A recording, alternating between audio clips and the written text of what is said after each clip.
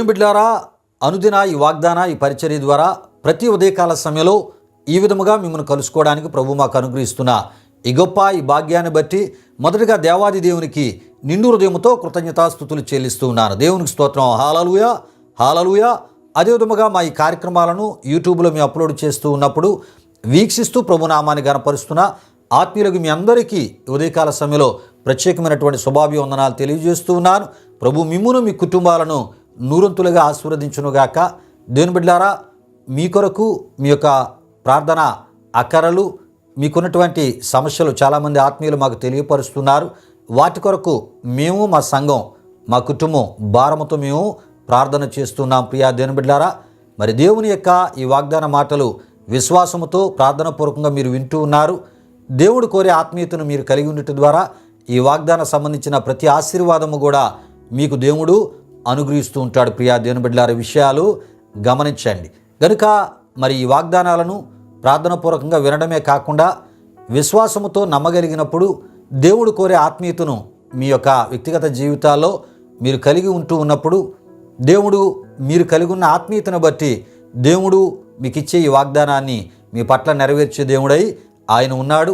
మీ కుటుంబాలలో కూడా నెరవేరుస్తూ తద్వారా ఆయన ఆశీర్వాదాలు మెండుగా నిండుగా సమృద్ధిగా ఇచ్చుటకు ఆయన ఇష్టపడుతున్న దేవునిగా ఆయన ఉన్నారని ఉదయకాల సమయంలో ప్రభు సేవకునిగా నేను మీకు తెలియపరుస్తున్నాను. అదేవిధముగా మా పరిచర్య కొరకు మా యొక్క మేము చేస్తున్నటువంటి దైవ సంబంధమైన ప్రతి కార్యక్రమాల కొరకు మీ అనుదిన ప్రార్థనలు కూడా జ్ఞాపకం చేసుకోవాలని ప్రభు సేవకునిగా నేను మిమ్మల్ని కోరుతున్నాను. అయితే ప్రియా దేవుని బిడ్డలారా, ఈ ఉదయకాల సమయంలో యెషయా గ్రంథము 41వ అధ్యాయం 9 నుండి 10 వరకు రాయబడిన వాక్య వచనాలను ముందుగా మనం చదువుకొని ఈ వాక్య వచనాల్లో ఉన్నటువంటి దేవుని యొక్క ఆశీర్వాదాన్ని కొన్ని నిమిషాలు మనం ధ్యానం చేసుకుందాం. ప్రియా దేవుని బిడ్డలారా, ఈ యొక్క వాక్య వచనాలు నేను చదువుతున్నాను. ప్రియా దేవుని బిడ్డలారా, భూదిగాంతముల నుండి నేను పట్టుకొని దాని కొనల నుండి పిలుచుకొనిన వాడా, నీవు నా దాసుడవనియు నేను నిన్ను ఉపేక్షింపక ఏర్పరచుకుంటుననియు నేను నీతో చెప్పి ఉన్నాను. నీకు తోడై ఉన్నాను, భయపడకము, నేను నీ దేవుడనై ఉన్నాను. దిగులు పడకము, నేను నిన్ను బలపరుతును, నీకు సహాయము చేయవాడను నేనే. నీతి అను నా దక్షిణ హస్తముతో నిన్ను ఆదుకొందును అని. ప్రియా దేవుని బిడ్డలారా, దేవుడు తాను ఏర్పరచుకున్నటువంటి తన ప్రజలైన యూదా వారితో ఇశ్రాయేలు వారితో యెషయా ప్రవక్త ద్వారా మరి మాట్లాడుతూ వారికి దేవుడు ఇచ్చినటువంటి ఈ వాగ్దానమునై ఉన్నది అని మనం తప్పక తెలుసుకోవాలి. అంటే యూదా వారికి ఇశ్రాయేలు వారికి దేవుడిచ్చిన వాగ్దానము ఈ వాగ్దానమునై ఉన్నది అని మనం తప్పక తెలుసుకోవాలి. ప్రియా దేవుని బిడ్డలారా, అయితే దేవుడు తన ప్రజలకు ఎటువంటి సందర్భంలో ఈ యొక్క వాగ్దానాన్ని ఆయన ఇచ్చి ఉన్నాడో ప్రియా దేవుని బిడ్డలారా మనం తప్పక తెలుసుకోవాలి. ప్రియా దేవుని బిడ్డలారా, విషయాలు గమనించండి. అయితే చాలామంది మరి ఈ వాగ్దానం సంబంధించినటువంటి పరిచర్యలు చేస్తూ ఉన్నారు. అయితే దేవుడు ఏ సందర్భంలో దేవుని ప్రజలకు ఈ వాగ్దానాన్ని ఇచ్చి ఉన్నాడో అనే విషయాన్ని ప్రియా దేవుని బిడ్డలారా తెలుసుకోకుండానే వాగ్దానంలోని ఆశీర్వాదాలను చెప్పడమే ఒక పనిగా చాలామంది పెట్టుకోవడం జరుగుతుంది. ప్రియా దేవుని బిడ్డలారా, విషయాలు గమనించండి. అయితే దేవుని యొక్క వాక్యం చెప్తుంది, సత్యవాక్యాన్ని సరిగ్గా విభజించి దేవుని వాగ్దాన ఆశీర్వాదాన్ని చెప్పుట వాక్యానుసారమైనటువంటి బోధయ్య ఉన్నదని దేవుని యొక్క వాక్యంలో మనం చూస్తూ ఉంటాం. అలా చెప్పుట ద్వారా వింటున్న వారికి కూడా మనం చెప్పేటటువంటి ఆ ఒక వాగ్దానంలో ఉన్న ఆశీర్వాదం వారు అనుభవించగలరు. అట్టి ఆత్మీయతను వారు కలిగి ఆ వాగ్దానాన్ని పొందుకునేటటువంటి ఆ ఆధ్యాత్మిక స్థితిలో వారు ముందుకి సాగగలరని మరి ఈ సందర్భంలో నేను ప్రభు సేవకునిగా తెలియపరుస్తున్నాను. అయితే ప్రియా దేవుని బిడ్డలారా, ఇంతకీ మనం చదువుకున్న ఈ వాగ్దానాన్ని దేవుడు యూదా వారికి ఇశ్రాయేలు వారికి ఏ సందర్భంలో ఆయన ఇచ్చినాడో మనం తెలుసుకుని వాగ్దానంలో ఉన్న ఆశీర్వాదాన్ని తెలుసుకొని ఈ యొక్క మరి వాక్యాన్ని మనం ముగించుకునే ప్రయత్నాన్ని మనం చేద్దాం. ప్రియా దేవుని బిడ్డలారా, అయితే ఈ యొక్క మరి వాగ్దానములో మొదటి మాట నేను మీకు తెలియపరుస్తున్నాను. నీవు నా దాసుడవనియు నేను నిన్ను ఉపేక్షింపక ఏర్పరచుకుంటుననియు నేను నీతో చెప్పి ఉన్నాను, నీకు తోడై ఉన్నాను అనేటటువంటి మాటను దేవుడు ఇక్కడ చెప్తున్నట్లు మనం చూస్తూ ఉంటాం. ప్రియులారా, ఈ విషయాలు గమనించండి. నీవు నా దాసుడు అనియు నేను నిన్ను ఉపేక్షింపక అనగా ప్రియా దేవుని బిడ్డలారా, బబులోను వారు ప్రియా దేవుని బిడ్డలారా యూదా వారిని ఇశ్రాయేలు వారిని కూడా వారు చెరకు తీసుకుని వెళ్ళే సమయంలోని ప్రియా దేవుని బిడ్డలారా దేవుడు వారిని విడిచి మరి పెట్టలేదు అని మనం తప్పక తెలుసుకోవాలి. ఎందుకంటే దేవుడు వారిని ఏర్పరచుకున్నాడు గనుక అనేటటువంటి ఈ విషయాలు ప్రియా దేవుని బిడ్డలారా యెషయా గ్రంథం 39వ అధ్యాయం 5 నుండి 7 వరకు రాయబడిన వాక్య వచనాలు మనం చూస్తూ ఉంటాం. అంతేకాదు ప్రియా దేవుని బిడ్డలారా, భయపడకుము నేను నీ దేవుడనై ఉన్నాను అనేటటువంటి మాటను దేవుడి వాగ్దానములో యోధావారి విషయమై, ఇశ్రాయేలు వారి విషయమై ఆయన వాడినట్లు మనం చూస్తూ ఉంటాం. ప్రియరా, భయపడకము నేను నీ దేవుడనై ఉన్నాను అనేటటువంటి ఈ వాగ్దానం ఇశ్రాయేల్లోని దుర్మార్గులకు, నమ్మకం లేని వారికి కాదు అని మనం తప్పక తెలుసుకోవాలి. అదేవిధముగా తిరుగుబాటు జనం మధ్య ఉన్న నిజమైన ఇశ్రాయేలు వారికే అని మనం తప్పక తెలుసుకోవాలి. ఈ విషయాలు రోమీలకు రాసిన పత్రిక 2వ అధ్యాయం 28-29లో, రోమీలకు రాసిన పత్రిక 9:6 ద్వారా ఈ విషయాలు మనకి తెలియపరచబడుతూ ఉంటాయి. ప్రియా దేవుని బిడ్డలారా, విషయాలు గమనించండి. అయితే భయపడకండని దుర్మార్గులకు, అవిశ్వాసులకు దేవుడు ఎన్నటికీ ఎప్పుడు కూడా ఆయన చెప్పడు అనే విషయాన్ని మనం తప్పక తెలుసుకోవాలి. ప్రియా దేవుని బిడ్డలారా, విశ్వాసులు దేవునికి చెందినవారు కాబట్టి ప్రియా దేవుని బిడ్డలారా, వారు భయపడరాదు అనే విషయాన్ని ఇక్కడ దేవుడు తెలియపరుస్తూ, జాతి పాపాన్ని బట్టి త్వరలోనే బబులోను వారు వచ్చి జెరూసలేమును, ఆ జెరూసలేము యొక్క ఆలయాన్ని ధ్వంసం చేసి ప్రజలను చెరగొని పోతారు.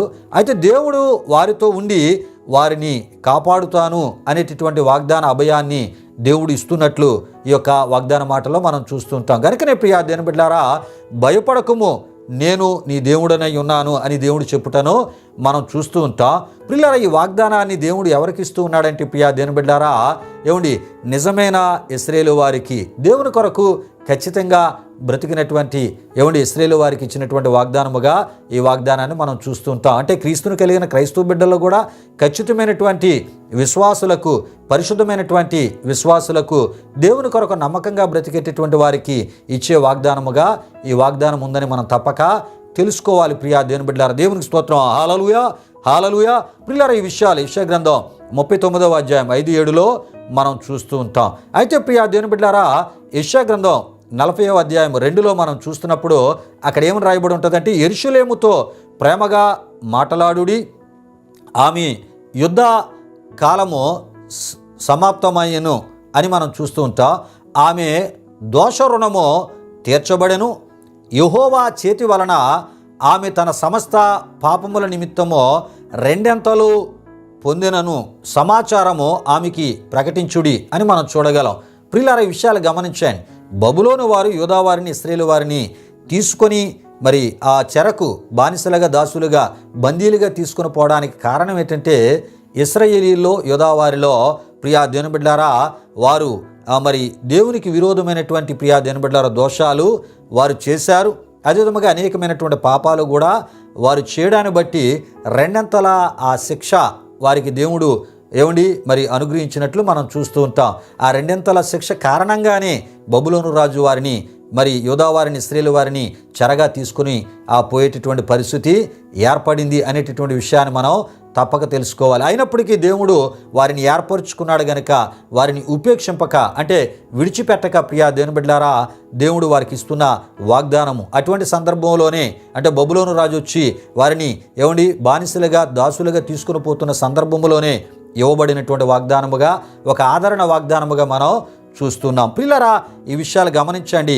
అంటే ఈ విషయాలు మనం ఆలోచన చేస్తున్నప్పుడు మరి దేవునికి నమ్మకంగా ఉండక కొన్ని సందర్భాల్లో కొంతమంది ఏం చేస్తుంటారంటే, వారు స్వయంకృత అపరాధాలచే ప్రియా దేవుని బిడ్డలారా అనేకమైనటువంటి సమస్యలు తెచ్చుకుంటూ ఉంటారు. ఆనాడు ఇశ్రాయేలు యూదా వారు కూడా వారి యొక్క స్వయంకృత అపరాధాలు, వారు దేవునికి విరోధమైనటువంటి చేసినటువంటి పాపాలే వారి సమస్యలకు కారణముగా మారాయి. వారు శత్రువు రాజు ద్వారా బందీలుగా తీసుకుని పోబడ్డానికి కారణంగా మారాయి అని మనం తప్పక తెలుసుకోవాలి ప్రియా దేవుని బిడ్డలారా. అయినప్పటికీ దేవుడు ఏమంటున్నాడంటే, ప్రియా దేవుని బిడ్డలారా, నీకు సహాయము చేయవాడను నేనే, నీతి అను నా దక్షిణాస్తముతో నేను నిన్ను ఆదుకుంటాను. ప్రియా దేవుని బిడ్డలారా, విషయాలు గమనించండి. దేవుడు ఏర్పరచుకున్న ఆయన బిడ్డలను ఆయన విడిచిపెట్టే దేవుడు కాదు. ప్రియా దేవుని బిడ్డలారా, ఒక్కొక్కసారి మన స్వయంకృత అపరాధాలు, స్వయంకృత దోషాల ద్వారా మనం దేవుని దుఃఖపరిచినప్పటికీ, దేవునికి విరోధమైనటువంటి పనులు చేస్తూ మనం తప్పిపోతున్నప్పటికీ దేవుడు విడిచిపెట్టే దేవుడు కాదు. కానీ దాని ద్వారా శిక్ష తప్పక అనుభవించేటటువంటి పరిస్థితులు ఎదురవుతూ ఉంటాయి. అలాంటి పరిస్థితుల్లో ప్రియా దేవుని బిడ్డలారా, ఆయన విడిచిపెట్టక కొంతకాలం మరలా ఆ పశ్చాత్తాప స్థితి ద్వారా ఆయనతో సమాధాన పడే స్థితి వరకు వారిని విడిచిపెట్టి ప్రియా దేవుని బిడ్డలారా మరలా వారిని ఆయన యొక్క గొప్ప మనసుతో తన వైపునకు త్రిప్పుకొని ఆశీర్వాదకరమైన పరిస్థితులతో నింపే గొప్ప దేవునిగా ఆయన ఉన్నారు అనేటటువంటి విషయాలు ఈ వాగ్దానం ద్వారా మనకు తెలియపరచబడుతున్నాయి. అయితే ప్రియా దేవుని బిడ్డలారా బబులోను రాజు అయినటువంటి నెబుకద్నెజరు వారిని బందీలుగా తీసుకుని వెళ్ళిపోయిన తర్వాత ఏమండి నేను నీకు సహాయం చేయవాడని నేనని దేవుడు వాగ్దానం ఇచ్చాడు. నీతి అను నా దక్షిణాస్తముతో నేను నిన్ను ఆదుకుంటానన్నాడు. అలాగే ప్రియా దేవుని బిడ్డలారా పారసీకుల చక్రవర్తి అయినటువంటి కోరేషును దేవుడు ప్రేరేపించి ప్రియా దేవుని బిడ్డలారా కోరేషుకు అనేక రాజ్యాల మీద జయాలిస్తూ అదేవిధముగా బబులోను రాజు అయినటువంటి నెబుకద్నెజరు మీద బబులోనీయుల మీద కూడా జయమిచ్చి తన ప్రజలైనటువంటి ఇశ్రాయేలీయులను మరలా బబులోను యొక్క చెర నుండి వారి యొక్క స్వదేశానికి యెరూషలేమునకు ప్రియా దేవుని బిడ్డలారా యోధా వారిని ఇశ్రాయేలు వారిని మరలా తీసుకుని వచ్చుటలో దేవుడు కోరేషును అభిషేకించి వాడుకున్నట్లు మనం చూస్తూ ఉంటాం. దేవునికి స్తోత్రం. హల్లెలూయా హల్లెలూయా. ప్రియులారా మరలా వారిని వారి యొక్క దేశానికి పంపించుటలో ప్రియా దేవుని బిడ్డలారా కోరేషును ఒక అన్యుడైనటువంటి కోరేషును దేవుడు వాడుకున్నాడు. దేవునికి స్తోత్రం. హల్లెలూయా హల్లెలూయా. ఈ విషయాలు ప్రియా దేవుని బిడ్డలారా యెషయా గ్రంథం 41వ అధ్యాయము 25, 26, 27 వచనాల్లో మనం చూస్తూ ఉంటాం. ప్రియులారా ఈ విషయాలు గమనించండి.